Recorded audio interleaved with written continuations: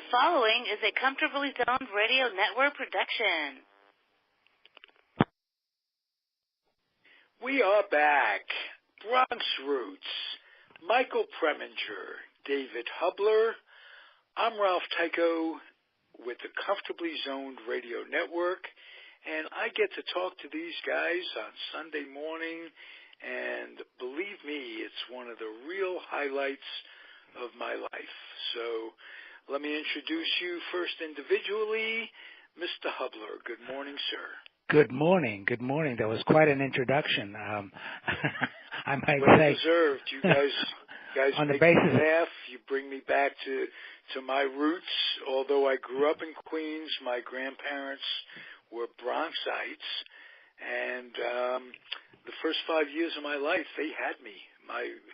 My parents traveled, and they spoiled me up until last week. I believed, as did they, that I was the firstborn grandchild. So I wasn't. And that's a story. I also have a story. I have two stories. You just found that out? I found that out, and I'll tell you that in a second. I want a little tease. Second thing, Comfortably Zoned Radio, the podcast is now going to be Comfortably Zoned Radio. We have a syndicated radio show, and it's going to go out on 200 networks, plus Armed Force Radio and Series and all kinds of places. And it's with one of the biggest, if not the biggest, sports syndication networks going. It's Sports Byline USA, and it was started by Ron Barr about 25 years ago, and I've got a show on it, and the topics are going to be all the shows on the network are topics or are categories, and it's going to be terrific. It's going to be everything I've dreamt of. So congratulations. That's wonderful. I'm excited about that. Mr. Hubler, who has many years of doing, what was it, Armed Force Radio? No, Voice of America. Voice of Radio. America. Radio, better. yes. Mm-hmm. And you've been giving me some tips and some production tips, and we've been working on it a little bit, and so I'm pretty excited, and I wanted to share that with you guys. Comes to mind, we're talking off air a little bit about, I had the idea for syndicated sports radio years ago in the 80s. I worked with a fella, not in radio, we were selling insurance. And his father-in-law ran a radio station, kind of inherited. It was going under or whatever. He was a DJ on it, part-time DJ, and he got to be manager of it, and we had this idea of syndicating sports radio. And because I've come to the conclusion over the years, he hated me. He was an anti-Semitic bastard. And that's okay to hate me, but you needn't hate the whole race of Jews. But for one reason or another, he did, and he queered the idea for his son-in-law, his daughter's husband, who spent, as far as I know, the rest of his working career laboring is something that he hated and I hated, and we loved radio. We wanted to get into it. We had the idea to syndicate our show, and he queered it. So, in a jovial mood, what I did, because he was still my buddy's father-in-law, and I was involved with him in the insurance business as well, I had to humor him, in a sense, And he was the kind of guy that if you were imbibing in an alcoholic beverage, he'd drink yours. If you were smoking a J, he'd smoke yours. Never contributing in any way. A real douchebag, I might add. So let me tell you how I got back at him, and I'll make you laugh. It was in a day and age of we didn't have cell phones. What we had was pagers.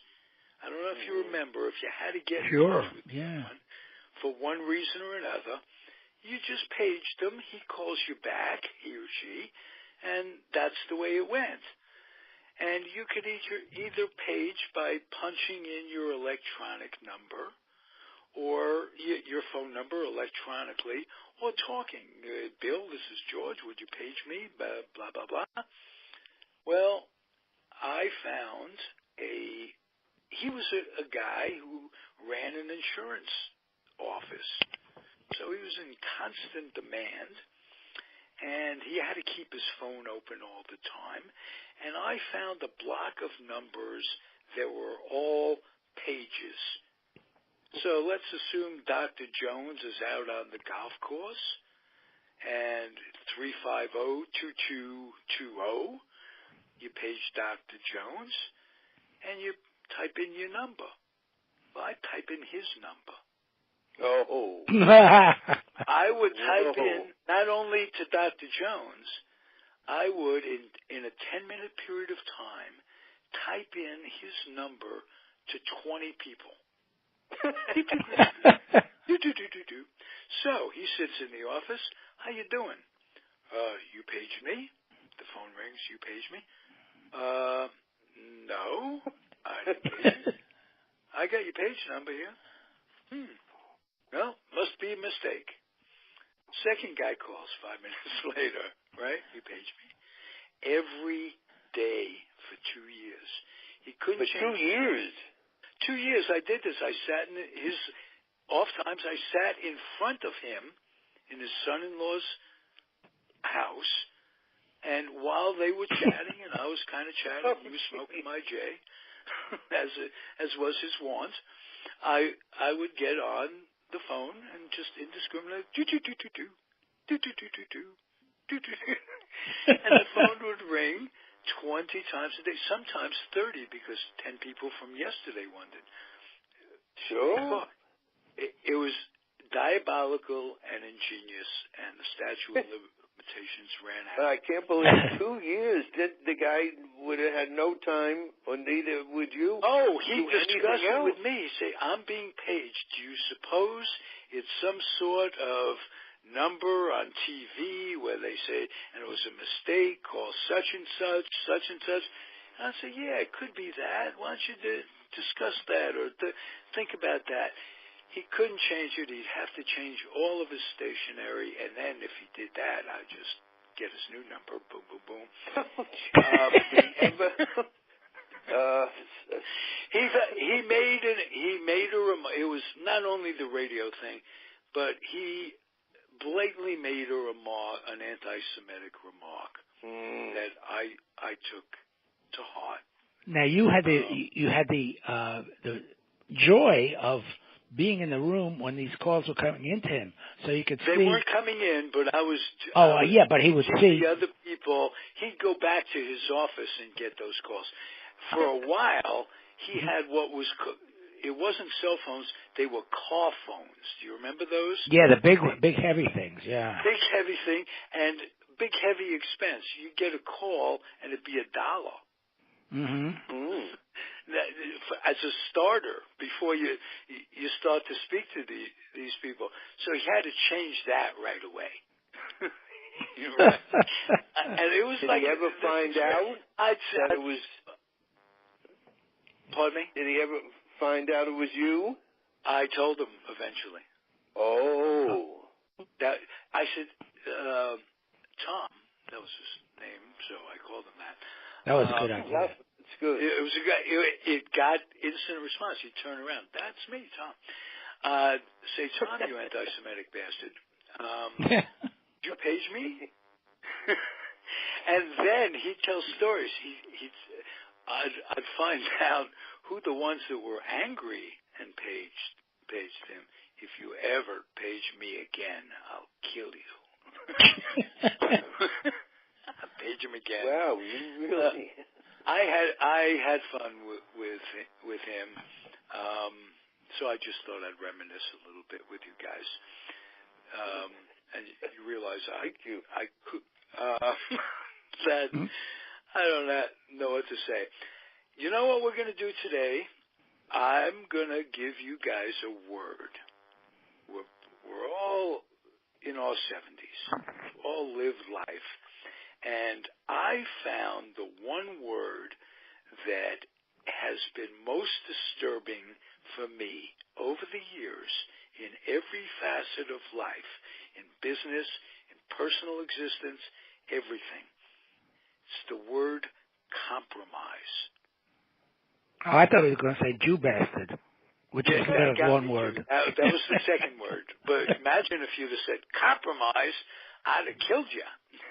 But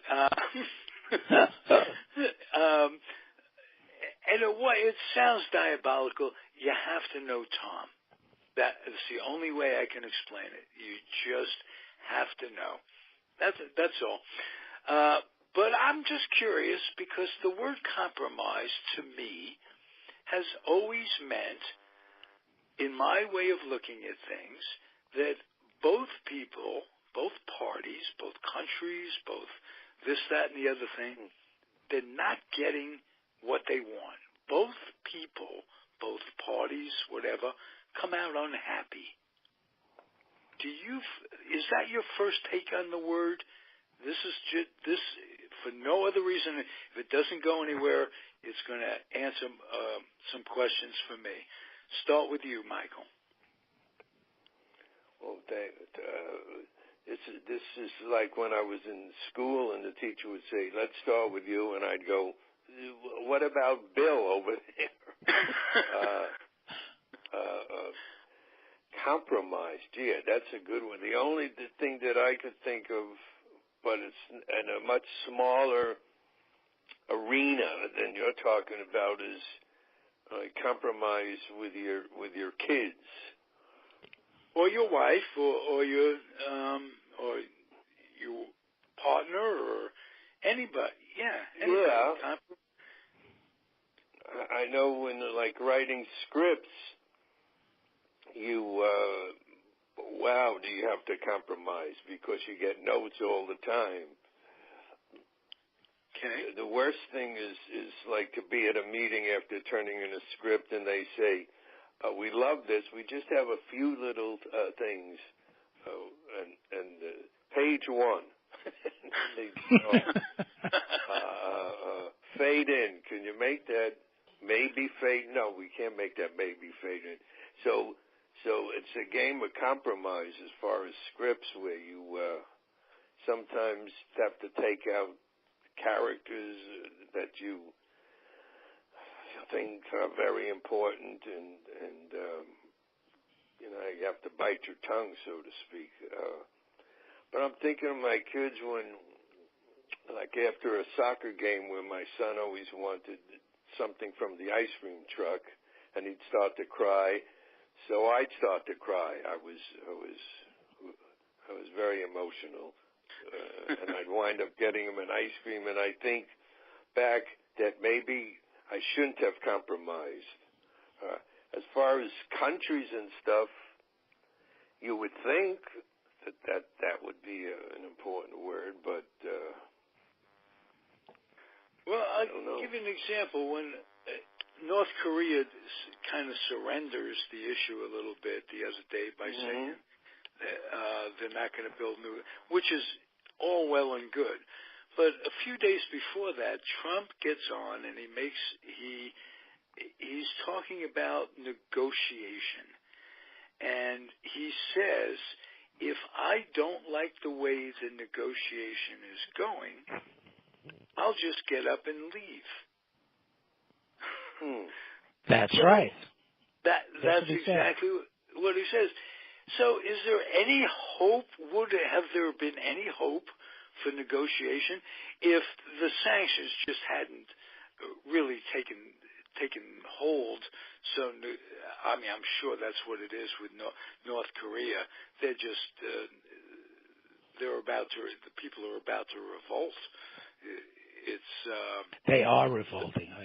I've seen some of them. What, in North Korea? Yeah. They're revolting people. The revolting people, or they're people who or are they revolting, or they're revolting? They're revolting. They're terrible. They're not nice people. Oh, okay.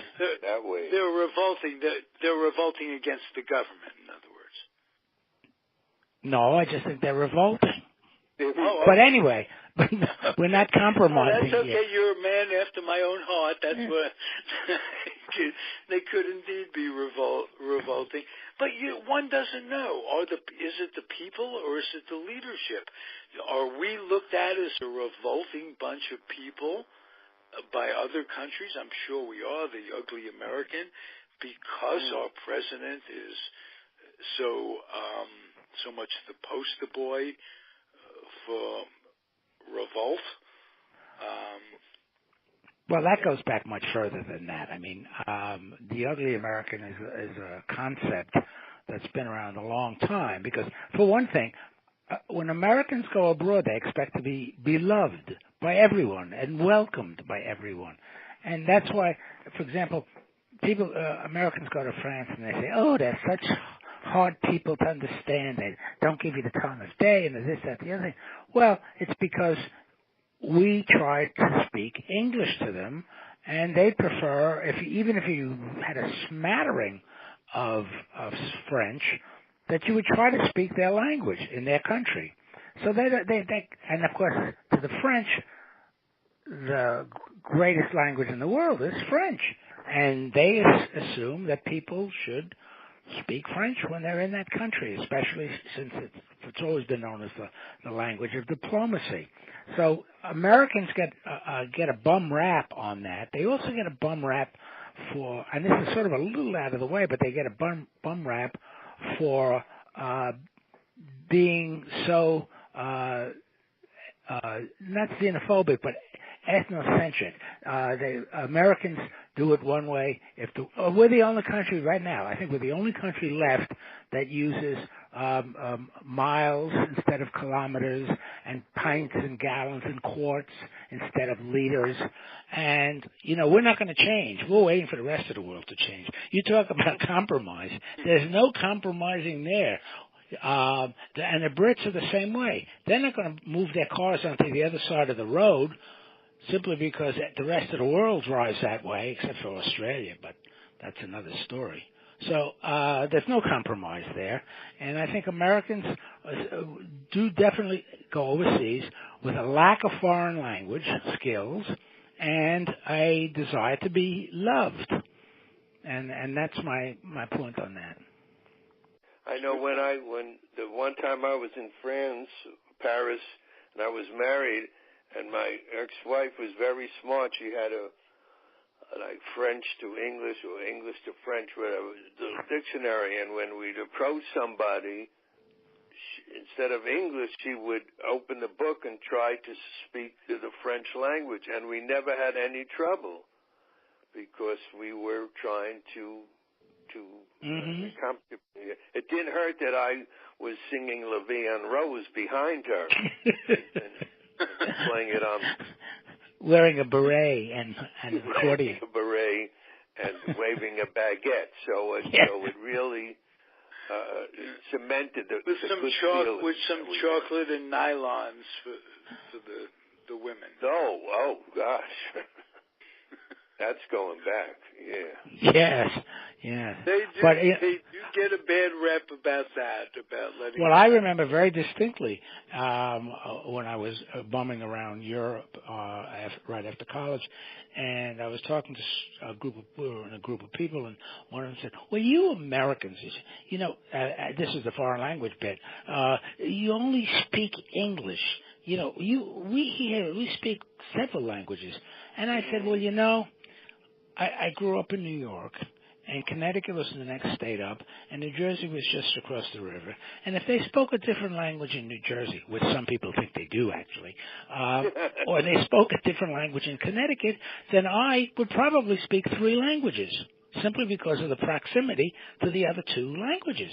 Right. You know, that's where the Swiss think they have something great going for them, because, well, we speak German, French, Walloon, whatever the Italian, you know. Well, it's such a small country, and it's all surrounded by all these other countries that speak different languages. If they want to get anything, the Swiss have to speak several languages. Yeah, I'm asking this out of ignorance, and I'm being serious. Is English the language, a universal language? Will the typical European kid be taught English in school?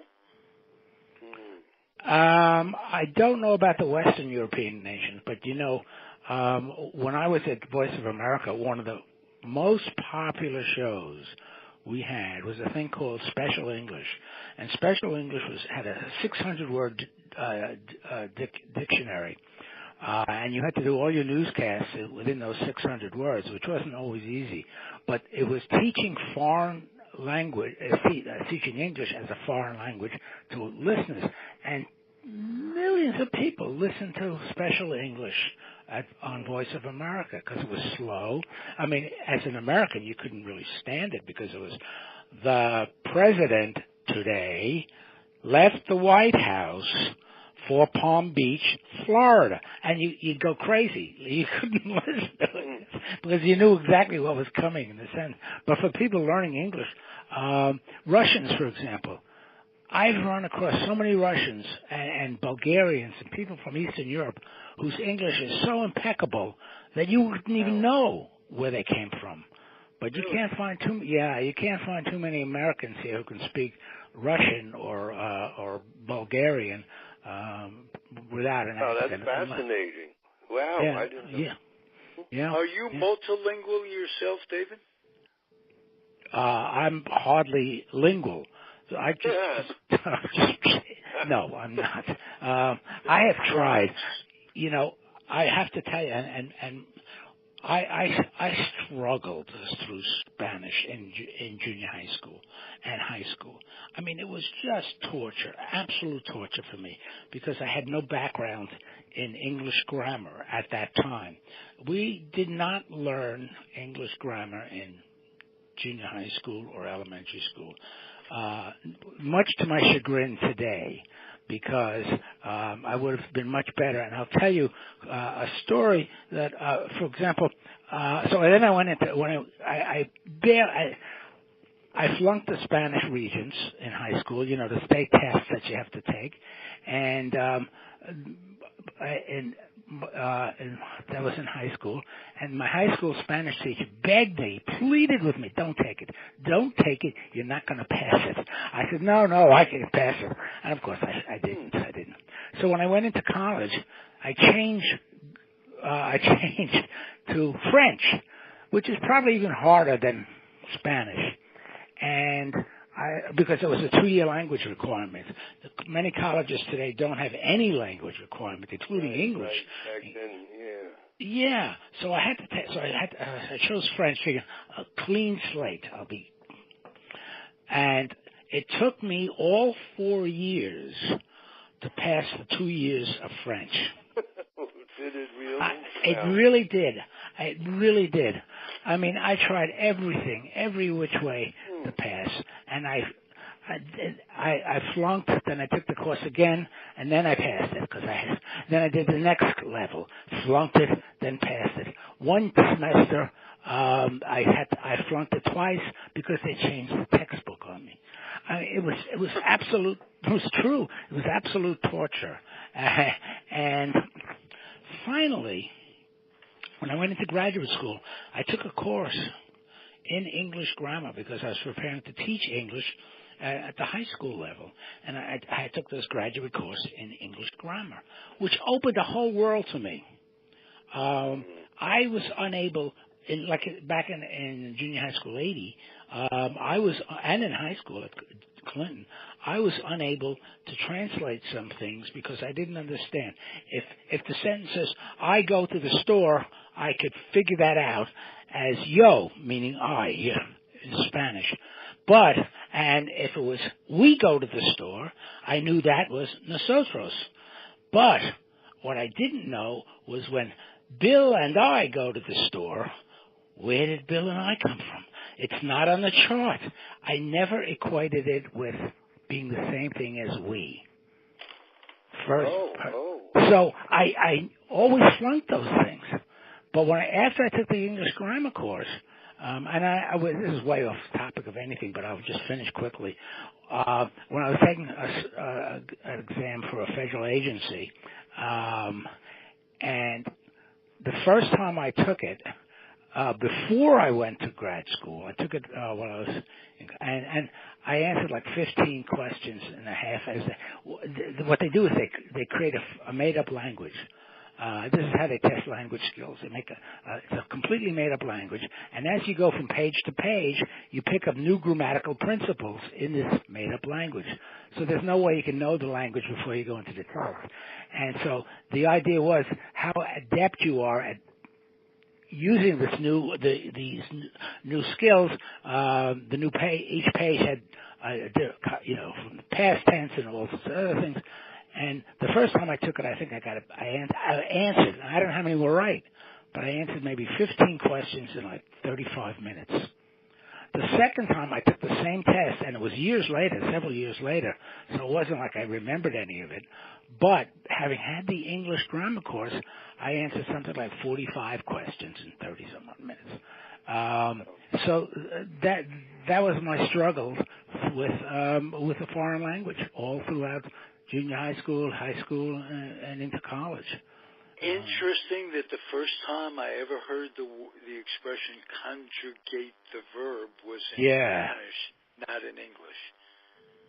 So I wish I had paid more attention to, or like David said, we probably didn't learn much grammar. And today, when I read the paper, I may have mentioned this before, I see that people, writers, end sentences with things like with or of, and I don't understand how that is allowed. No. Can you tell me, David? Because I don't get it. I don't either. And the worst is, I've heard writers on the air. I know of a couple of writers who do it in person. They'll start a sentence, me and John, or me and whomever, and it's like your fingernails on a blackboard. They don't have any. I mean, it's just so terrible. Or all these sports announcers and other announcers who will end the sentence with, he gave the ball to Jim and I. Well, no, he did not give the ball to Jim and I. He gave the ball to Jim and me. It's things like that. It's you say chalk on a blackboard. It really is. It really is. I had my language history, French language. I took French at DeWitt Clinton High School, and somehow I passed. I have no idea how. So when I went to City College, as David just said, you had to take 2 years of language, so I went into, I think it was called Advanced French. Well, the first 2 weeks I did all the homework assignments. I was fine. Then I had trouble one day, and that was the day the teacher called on me. And it was horrible. And he was not a nice guy, and he said, you have the worst French accent I've ever heard. And that was the start of my spiral out of City College, and also the start of my smoking. So of course, it was the first class like every 2 days a week, and I'd get out of the subway and I immediately light a cigarette because I was so nervous, and I'd spend the whole period just waiting for the next cigarette. So I really owe a lot to the French people. I want to thank you. You're love them. For The 40 years Galois. of smoking, and whenever I see Gigi, I just yell at the TV screen. But was it horrible? Oh, well, I dropped out of class. I think it's just awful. I know, it really was. It was just a terrible experience. And compared to today, my granddaughters are in a school where their mother teaches. It's a private school, and both girls have two languages in addition to English. One is Mandarin Chinese. And the other, seriously, Mandarin Chinese. They learn, simple things to count to 10, say hello. They don't get into grammatical principles or this stuff. But they started like in the first grade, which was, that's what they say. That's when you're supposed to do this. Sure. What's the other language? I think Spanish. It's Florida, so I think it's Spanish. Not How that bad an idea can it be to be speaking to the Chinese? I know. In the future, we're going to be dealing with them pretty much a lot. Yeah. Well, like they used to say, the pessimists are learning Russian and the optimists are learning Chinese. I would have had I done well in Spanish. And I was every bit as bad as both of you put together in Spanish. Horrible. And had I done well, I would have enjoyed my job as the Topps representative, the baseball card guy, who would go around and meet ball players in the minor leagues. And I would have enjoyed it much more if I could have communicated with Spanish kids from the Dominican, from the Puerto Rico. They were pretty much taking over baseball, the minor leagues, Venezuela, and what have you. All I could say is scribbles is nombre, here, write your name on the contract. And I learned nothing from them, and they got nothing from me. It was a loss situation. I, like you, David, was just not good at languages, and you had the persistency and the tenacity to hang in there. I would just sit in class and my mother would have killed me. Follow me. No habla español, Hazel. Well, when I went to live in Panama for a couple of years, I actually took Spanish through there's a Centro Americano Panamanian. I was at home.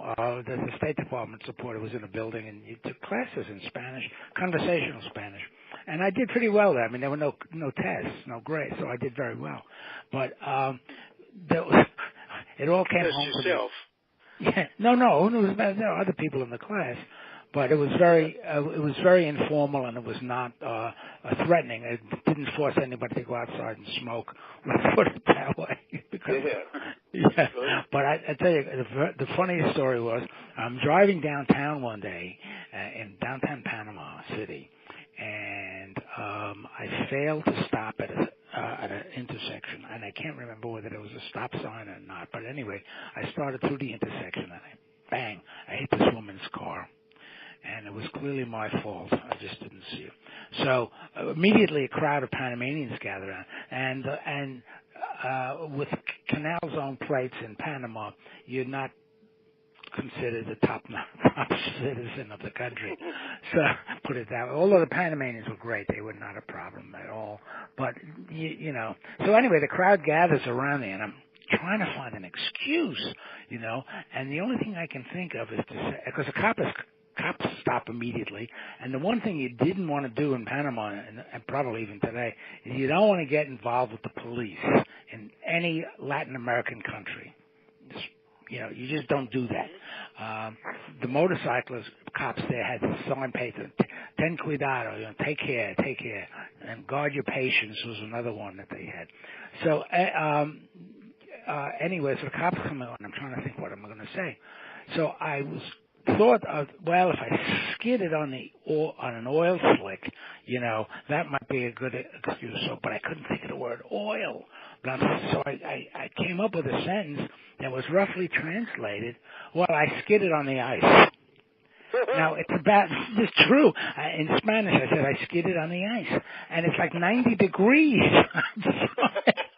And everyone broke into hysterics in this crowd that gathered around me.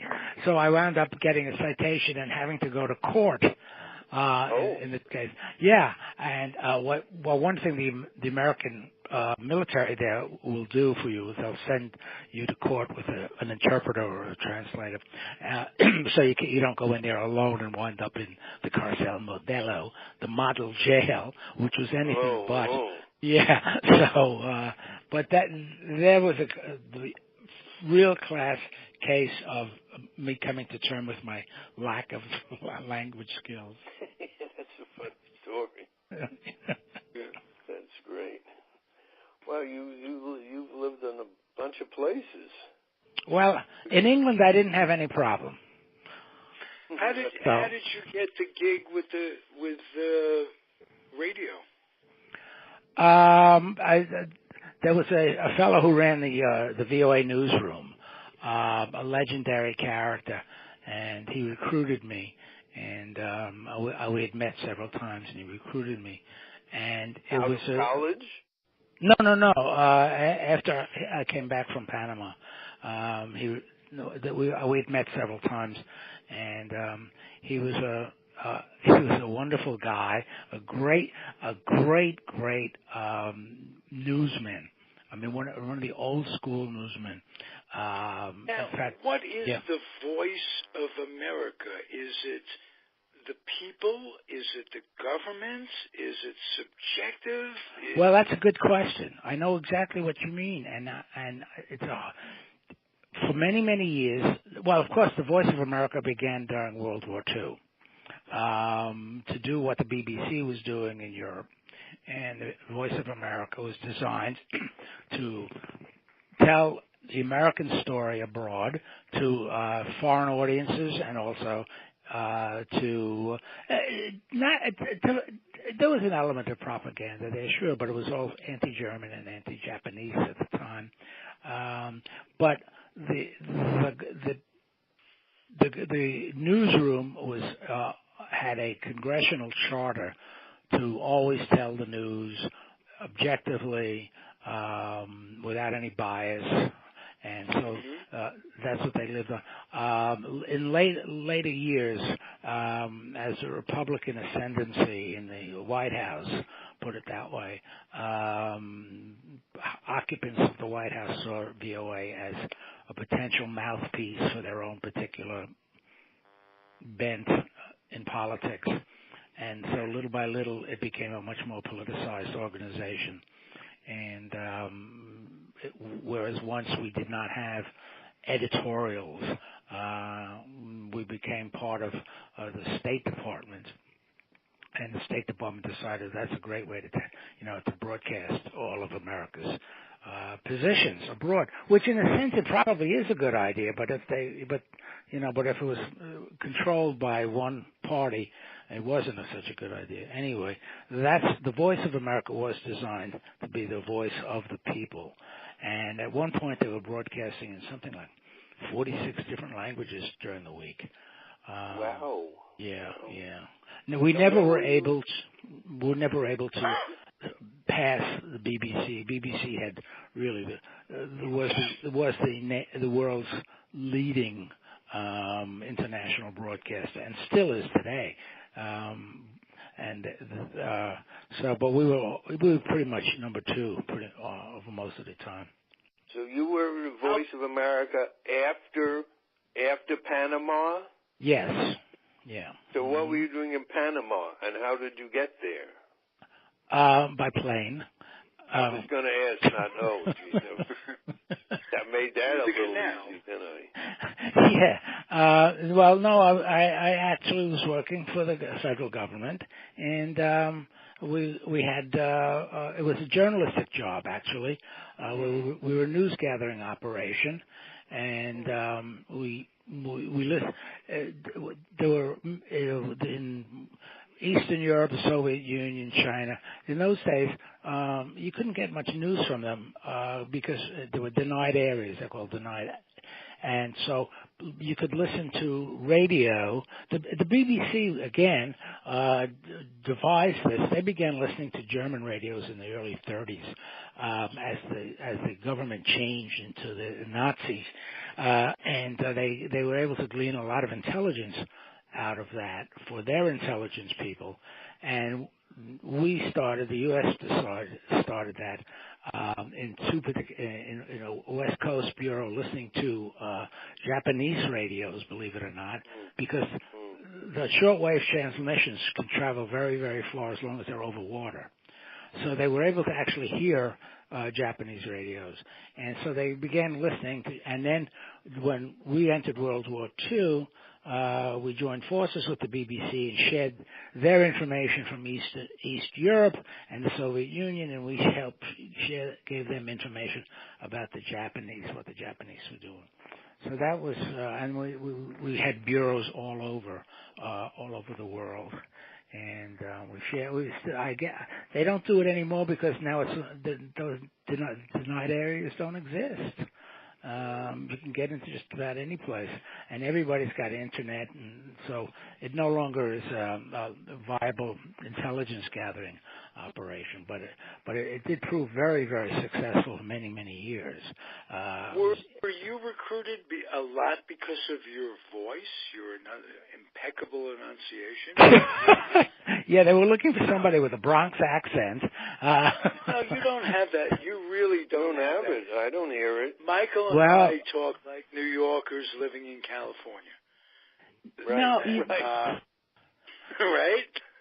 I think so. And I don't want to ever not talk like a New Yorker. But I don't want to talk like a New Yorker from the Lower East Side where you can't pronounce anything like. Oh, no. No. That flavor of New York accent. David, maybe it was from doing radio. Well, they did give me lessons, not diction lessons primarily, but diction and pacing.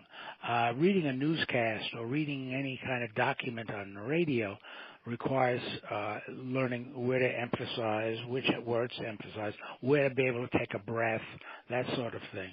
So I did get some of that, but I don't know why. I'm glad I love it. You say this, but so often, and I even said this, I think a week or two ago. I said, I started to cough, and somebody said, "You're from the Bronx." Oh, right. I would not have heard that. I think I said that a few weeks ago. Well, maybe you don't have an accent when you're speaking, but when you're coughing. Oh, I never thought of that. That's a possibility. Yeah. I'll have to watch my sneezes too now. Watch your sneezes and go. Yeah. Gun Hill Road, Gun Hill and Jerome. Yeah, right. That's your routine. Talk. Yeah, that was Michael. Yeah. That's Michael's great joke. Yeah. 3rd Street down. All right, guys. Not related to anything. Why wasn't Carter at Barbara Bush's funeral? He's overseas. Oh, is that right? Yes, he's on one of those. Okay. Yeah, he's at a mission. The biggest question is, why wasn't our orange-headed friend there? Well, yeah. He was on the golf course. Picture of his wife? Was he on the golf course? Yes, he was on the golf course. The official White House explanation was that he didn't want to cause a disruption by being there. The plain truth of the matter is the Bushes and Trump hate each other. Yeah. Well, they should. Treated. They should hate each other too. The Bushes and Barbara were no great shakes, as far as I'm concerned. When Barbara stood up at the stadium, when all the Katrina folks were displaced and disfranchised, and there were no toilets working, and everything was leaking, and they hadn't eaten for a long time. And she said these people should be grateful for what they have. She made a very, very big but that's because that whole family lived in. Don't you remember when George Herbert Walker Bush was astounded at a checkout? Remember, he was in the checkout aisle. I think he was I do. He never carried cash. He never carried cash, and he was astounded by the way the register rang up items. Right. They never. She's only been dead a couple of days. It's bad to speak about. She should have had a tube tied in kindergarten. A what started? She should have had a tube tied. A tube tied. Hello. Well, I think you know what I think coming after Nancy Reagan, who was not a particularly well-liked First Lady. No. Barbara Bush was pretty much the opposite, and people liked her grandmotherly look and things like that. I know, but it was a horrible family. I mean, what Bush did with the Contras when he was vice president. Oh, yeah. He rose to the point before going into politics, he was basically the head of the CIA. Yeah. Yes, he was. You got to be pretty evil. Well, he also had been ambassador to China, and he had served in Congress. So, I mean, he came to the White House, probably one of the more well experienced people to ever enter the White House. He was just a benign president. He didn't really. Well, he did start the war the war in Iraq there, but not Iraq. Which war? The Gulf War. The Gulf War. Yeah, right. But he wound up. But before he did that, he actually got a coalition of allies together to be in there with him. So they didn't just run in there like George W. and wave "mission accomplished." And now they're coming out with stuff about those buildings imploding from within at 911, which is who's saying this? Scary. There's all kinds of scientific stuff coming out. I'll send you links as they come out. I am one who believes that they knew what was coming. It was all an effort. They didn't think it would be this bad.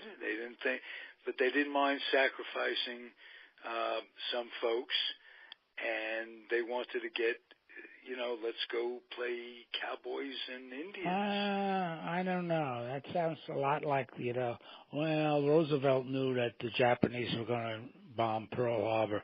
And from what I wasn't there, but I've read very strong opinions along those lines.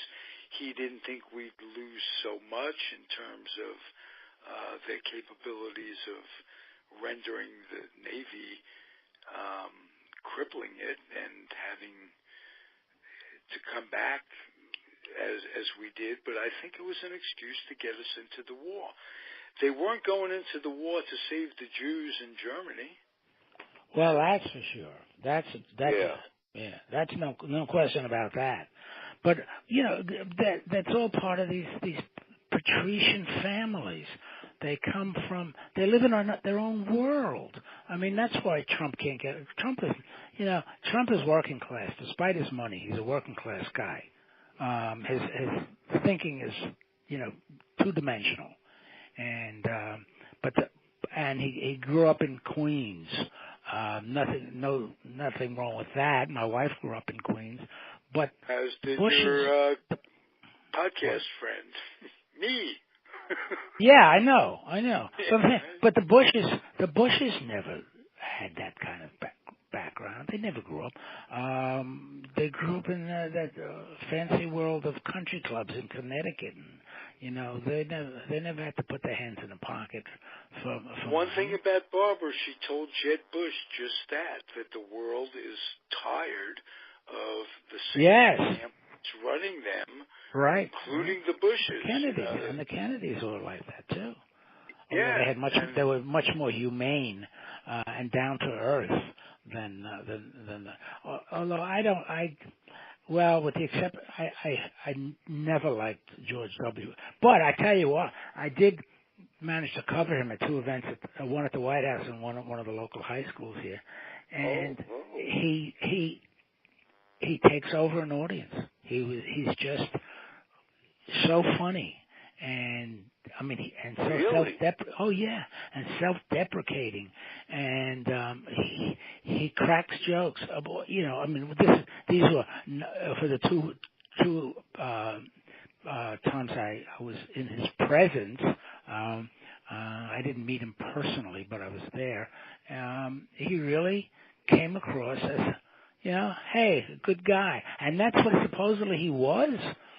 Even in his drunken stupor days, at college too. Of course, he didn't really get into college on his merits. He got in one of his legacy. Yeah. Right. But he's disarming. Now, I don't think the same thing is true of Trump. I mean, Trump will not walk into a room except it's with his Yahoo coal miner friends or something, and actually take over the audience. He's always suspicious. He's always going against the grain. He's always looking for a fight. But George W. Bush was far more benign in that respect. And he had terrible advice. From Cheney and what have you. Yeah, Cheney. Rumsfeld and all those guys. But anyway, that's another story. I don't want to talk about it anymore. Yeah, I didn't mean to get into it when I asked about Carter, but I was curious about that too, because I mean the guy is 93, so he could be excused. And he's been in real ill health. Yeah, I mean he could be excused for not flying. But I did check this morning, and he is overseas, and I think it's one of these Habitat for Humanity programs that he's involved in. But there was no excuse for Trump not to be there. None whatsoever. Well, he might not have been invited. Yeah, that's true. That's a good possibility. You're right. I mean, he hated them as much as they hated him. Well, sure. It was one, you know, from the class structure of the Bushes down to Trump. Oh, Trump had some horrible things to say about Jeb Bush. I know. Right, exactly. Yeah. Hey, may they all rest in peace. Yeah, right. And then Pence. All right, guys, this is terrific every week. I'm enjoying it more and more. And we'll keep doing it. All right. Please stay healthy, and we'll be back next week, same bat station. Adios, everybody. Okay, bye-bye. Bye-bye.